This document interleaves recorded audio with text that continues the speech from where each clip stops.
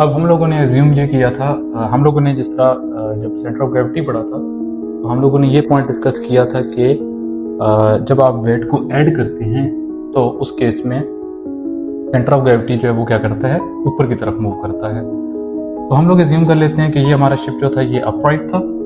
अब हम लोग ये एज्यूम करते हैं कि हम लोगों ने इस शिप के बॉटम में एक वेट क्या किया है, ऐड किया है। ठीक है। अब जैसे कि आप लोगों को मालूम है कि जब हम लोग शिप के लेट्स से ये हमारे शिप की जो है वो पोर्ट साइड है और ये स्टारबोर्ड साइड है, तो वेट ऐड करने की वजह से क्या होगा कि आपका शिप एक साइड पे लिस्ट कर जाएगा। ठीक है। अब मैंने इस तरफ जो कि पोर्ट साइड पे वेट ऐड किया है तो उसकी वजह से क्या होगा कि मेरा जो शिप होगा वो पोर्ट साइड पे लिस्ट कर जाएगा। अब लिस्ट और हील में मैंने आप लोगों को लास्ट वीडियो के अंदर डिफरेंस बता दिया था। तो अब मैंने चूंकि इसके अंदर वेट ऐड किया है तो मेरा शिप एक साइड पे क्या कर जाएगा, हील लिस्ट कर जाएगा। अब ये आप लोगों का कील है। उसके बाद यहाँ पे आपका क्या था, जी था। अब वेट ऐड करने की वजह से मैंने आप लोगों को जब सेंटर ऑफ ग्रेविटी बताया था उसमें मैंने क्या बताया था कि जब आप वेट ऐड करते हैं तो सेंटर ऑफ ग्रेविटी क्या करता है, ऊपर की तरफ राइज करता है। अब वेट ऐड करने की वजह से क्या होगा कि आपका सेंटर ऑफ ग्रेविटी ऊपर की तरफ चला जाएगा और वो इतना ऊपर जाएगा। इसमें मैं आप लोगों को बल्कि पहले वेट ऐड करने के बाद इसका क्या होगा कि सेंटर ऑफ बेयोंसी भी जो है ना वो मूव करेगा। ये आपका पहले का सेंटर ऑफ बेयोंसी था और चूंकि अंडर वाटर वॉल्यूम चेंज हो रहा है पानी का तो एक नया सेंटर ऑफ बेयोंसी बनेगा जिसको हम लोगों ने B1 का नाम दिया था। अब चूंकि आपने वेट ऐड किया है तो आपका सेंटर ऑफ ग्रेविटी भी शिफ्ट होगा। अब सेंटर ऑफ ग्रेविटी हमेशा तब मूव करता है जब आप वेट को ऐड या रिमूव करते हैं। तो इस केस में चूंकि हम लोगों ने वेट ऐड किया है तो सेंटर ऑफ ग्रेविटी क्या करेगा, यहाँ से राइज करेगा। अब हम लोगों ने लास्ट वीडियो में जब स्टेबल इक्विलिब्रियम पढ़ा था तो उसमें हम लोगों ने क्या कहा था कि जब आपका बी शिफ्ट करेगा तो बी चूंकि अपवर्ड की तरफ रिएक्ट करता है, be goes upward against the centre of gravity.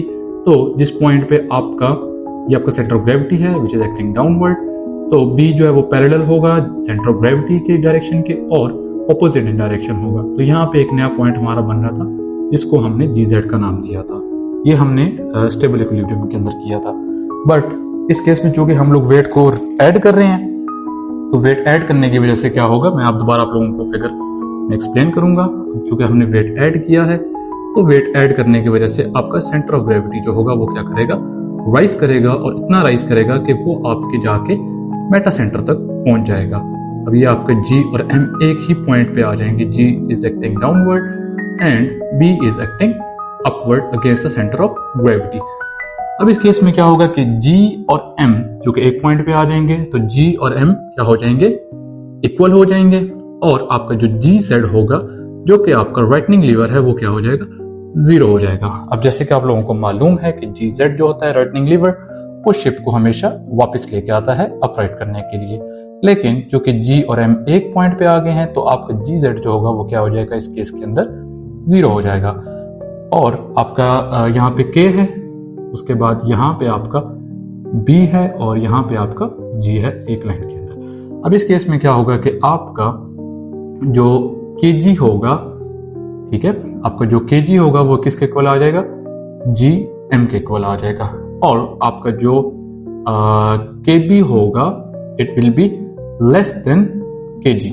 अच्छा, अब इसकी वजह से क्या होगा, चूंकि G और M एक पॉइंट के ऊपर आ गए हैं, राइटनिंग लीवर 0 हो गया है, तो चूंकि राइटनिंग लीवर 0 हो गया है तो वो शिप को वापस नहीं लाएगा बल्कि शिप इसी स्टेट में जाके रुक जाएगा, ना इससे आगे जाएगा ना इस पीछे जाएगा। अब शिप को अपराइट करने के लिए एक ही हमारे पास केस बचता है कि हमने जो जहाँ पे वेट ऐड किया था पोर्ट साइड पे, इसको हम लोग क्या कर दें, रिमूव कर दें। उसकी वजह से क्या होगा, जब हम वेट को रिमूव करेंगे तो आपका जो G होगा वो क्या करेगा, नीचे की तरफ आएगा और आपका शिप क्या हो जाएगा, अपराइट हो जाएगा। या अगर इसमें आप लेट से मजीद वेट ऐड करते हैं इधर इसी जगह पे तो आपका शिप क्या होगा, आपका जो G होगा वो मजीद राइज करेगा और G जो है वो M से ऊपर चला जाएगा। तो अभी हम लोग पढ़ेंगे अनस्टेबल इक्विलिब्रियम। अब जैसे कि हम लोगों ने न्यूट्रल इक्विलिब्रियम के अंदर पढ़ा था, जब आप वेट ऐड करते हो तो आपका G क्या करता है, राइज करता है। तो अब हम लोग उसी स्टेट से अगली स्टेट की तरफ मूव करते हैं। आप लेट्स अज्यूम कि ये आपका शिप था, आपने वेट ऐड किया है यहाँ पे, ठीक है, यहाँ पे आपका कील है, उसके बाद यहाँ पे आपका क्या था, B था। चूंकि आपका शिप लिस्ट हुआ है वेट ऐड करने की वजह से, तो आपका क्या होगा, एक और नया पॉइंट बन जाएगा जिसको हमने B1 का नाम दे दिया था। और क्योंकि आपका पहले G यहाँ पे था, ठीक है, तो वेट ऐड करने की वजह से क्या हुआ था, आपका G राइज कर गया था और वो M तक पहुंच गया। यहाँ पे आपका M होता है और B जो होता है वो that goes upward against the centre of gravity. और यहाँ पे आपका एक पॉइंट बना था जिसको हमने, सॉरी इसको मैं थोड़ा सा यूं कर लेता हूँ, जिससे का आपका B आपका ऑपोजिट डायरेक्शन में जा रहा है अपवर्ड, और जिससे का ये इसको काट रहा था उसको हमने क्या नाम दिया था, Z का नाम दिया था, ठीक है। और ऊपर जाके आपका क्या बन रहा था, M बन रहा था। अब जब आप वेट ऐड करते हो तो G क्या करता है आपका, G गोज अपवर्ड। अब इतना वेट ऐड किया आपने यहाँ पे, इतना ज़्यादा वेट ऐड किया कि आपका जो G था वो M को क्रॉस करके M से ऊपर चला गया, तो इसको आप कहते हैं नेगेटिव GM। जब G जो है वो M से ऊपर चला जाए तो उस स्टेट को आप कहते हैं कि अब आपका क्या हो गया, नेगेटिव GM। थोड़ा सा इसको मैं और बेहतर कर लेता हूँ, सॉरी, ये आपका यूं है और ये आपकी फिगर इस तरह से बन जाएगी, ठीक है। तो B जो है वो ऊपर की तरफ जा रहा है और G जो है वो नीचे की तरफ एक्ट कर रहा है। अब क्या होगा कि G जो होगा वो M क्रॉस करके ऊपर जाके कहीं सेटल हो जाएगा। तो इसकी वजह से क्या होगा कि जो आपका राइटनिंग लीवर होगा वो G के ऑपोजिट डायरेक्शन में आ जाएगा, इस तरह, ठीक है, यूं, ये आपका G है, ठीक है।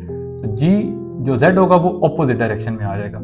इसकी वजह से क्या होगा कि इसको आप कहेंगे ये आपका क्या हो गया, नेगेटिव GM।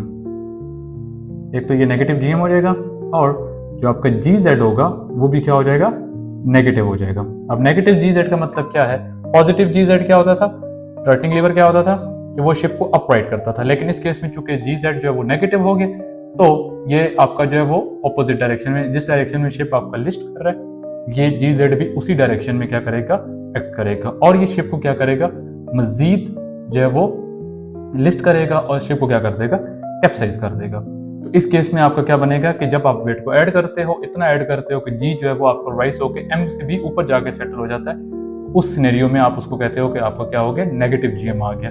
और आपका जो राइटनिंग लीवर होता है वो भी क्या हो जाता है, GZ भी क्या होता है इसमें, नेगेटिव हो जाता है। इसमें और क्या सिनेरियोज बन सकते हैं आपके, जो आपका KG है, जो कि G ऊपर चला गया, KG will be always less than KM, क्योंकि M आपका, अब इसको यूं अंडरस्टैंड कर लें आप, ये आपका कील है, ये आपका B है, यहाँ पे आपका M आ गया और यहाँ पे आपका G ऊपर चला गया, ठीक है, क्योंकि G जो है वो goes up when you add the weight, ठीक है। तो G ऊपर जाके M से ऊपर जाके सेटल हो गया। तो इसमें केस में क्या हो जाएगा कि आपका जो KG होगा that will be less than KG will be greater than KM, ठीक है। इस तरह से ये वाली सॉरी कंडीशन बन जाएगी, KG will be greater than KM चूंकि ये है, ठीक है, और KG जो है वो ये है, तो आपका जो KG होगा वो ग्रेटर होगा KM से, और आपका जो KB होगा it will be lesser than, it will be less than KM, ठीक है। KM आपका क्या हो जाएगा, बढ़ जाएगा, और KB आपका क्या हो जाएगा, स्मॉल हो जाएगा। तो इस केस में क्या होगा कि आपका शिप अपराइट नहीं होगा, बल्कि आपका शिप मजीद कैप्साइज हो जाएगा, और इवेंचुअली आपका शिप क्या हो जाएगा, अगर उसमें G और राइज करेगा तो आपका शिप क्या हो जाएगा, इस केस में डूब भी सकता है। तो ये था आपका अनस्टेबल इक्विलिब्रियम। होपफुली आप लोगों को अंडरस्टैंड हो गया होगा। And again, thank you very much for watching this video. Stay tuned for more, and I'll see you in the next video.